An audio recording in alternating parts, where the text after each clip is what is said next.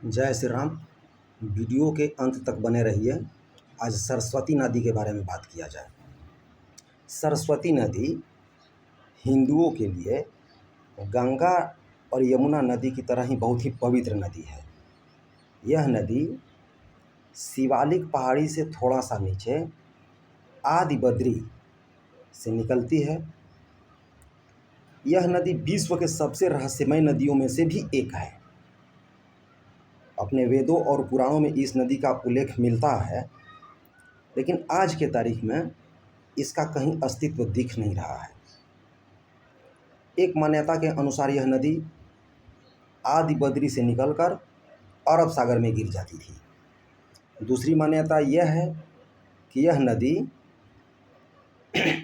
आदि बद्री से निकलकर प्रयागराज में मिल जाती है, जहाँ त्रिवेणी का संगम बोला जाता है, और वो त्रिवेणी का संगम ही बहुत ही पवित्र स्थान है।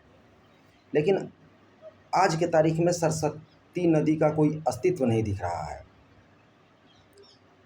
यह नदी कैसे विलुप्त हो गई, क्यों विलुप्त हो गई, इसके बारे में स्पष्ट जानकारी तो नहीं है, लेकिन इसके पीछे दो मान्यताएं माना जाता है। एक आध्यात्मिक मान्यता और एक भौगोलिक मान्यता।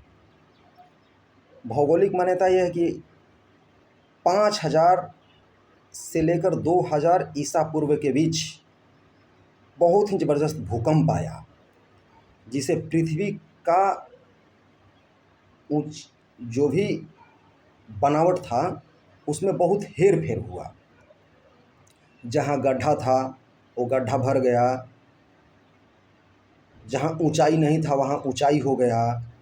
तो उसी दौरान सरस्वती नदी विलुप्त हो गई। और दूसरी मान्यता यह है कि जब वेद व्यास जी महाभारत की रचना कर रहे थे, महाभारत लिख रहे थे और गणेश जी लिख रहे थे, वेद व्यास जी बोल रहे थे, गणेश जी लिख रहे थे सरस्वती नदी के किनारे। तो चूंकि सरस्वती नदी के हलचल से लिखावट में बाधा उत्पन्न हो रही थी, तो वेद व्यास जी ने साप दिया, वो नदी विलुप्त हो गई। अब इसमें कितनी सत्यता है, वैज्ञानिक सत्य क्या है, इस बारे में तो कुछ नहीं कहा जा सकता। लेकिन आज के तारीख में इस नदी का कोई अस्तित्व नहीं दिख रहा है। आदि बद्री से निकलकर 5-7 किलोमीटर आगे निकलती है और फिर ये नदी समाप्त हो जाती है। यह नदी विश्व के रहस्यमयी नदियों में से एक है, लेकिन यह हिंदुओं के लिए बहुत ही पवित्र नदी है। धन्यवाद।